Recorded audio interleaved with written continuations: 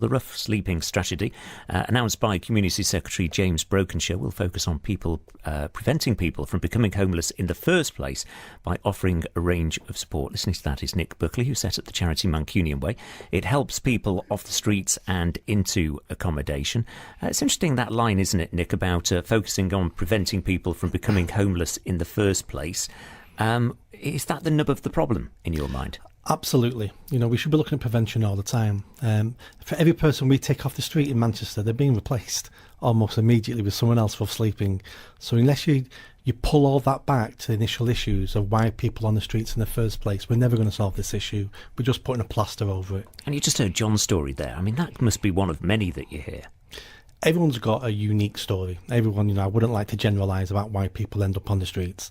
I can only really talk about the people we work with on the streets now. And because they've all got their own unique story, how difficult, therefore, would it be to intervene to prevent them from becoming homeless? It's difficult. It really is a mental health epidemic. That's the crux of the issue on the streets of Manchester, mental health. And everyone you talk to are all known to all the services, and have always been known to the services. And they've been failed through all those services for lots of different reasons. Sometimes, they're guilty themselves of the failure because they've not accepted the help and support. But what's constant through all of it is them feeling they were never helped. Them feeling the system has been set up for them to fail. And at a certain level, we see it every day, and it has. Even I would struggle finding myself help and support if I ended up with sleeping tonight. I would struggle. And I know what I'm doing. It's interesting, therefore, you'd say that the services are there. It's just that they're failing to help. So is this £100 million needed? Or actually, do we just need to improve the services and the way that they help people? Both. Every service offers a really good service, but they're not joined up. No one really talks to each other. There's no overarching strategy in Manchester about what happens. Not all of everyone works in silos, but people think they're working in partnership, but they're not really. When they talk about partnership, what they mean is, I know Peter who works in that agency. That's not partnership working. There's no one taking ownership of individuals. We should be able to say in Manchester, here's a list of 150 people who live on the streets.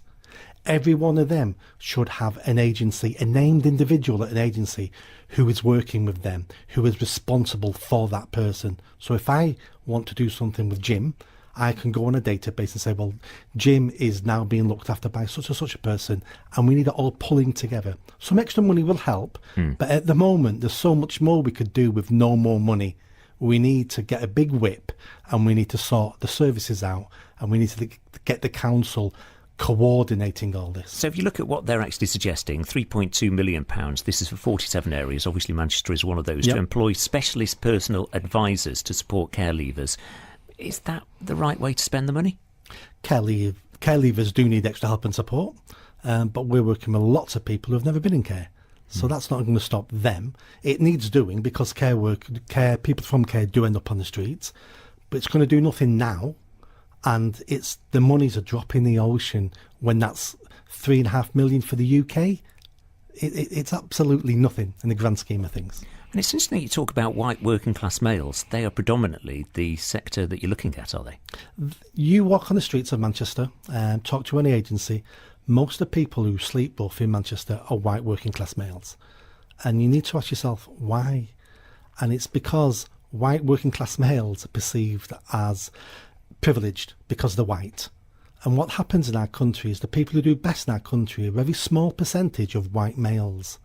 But on the other end of that scale are white working class males, and they're failing in almost everything, at school, university, employment, relationships. And because they're white males, no one can see past that, and they're not getting help and support.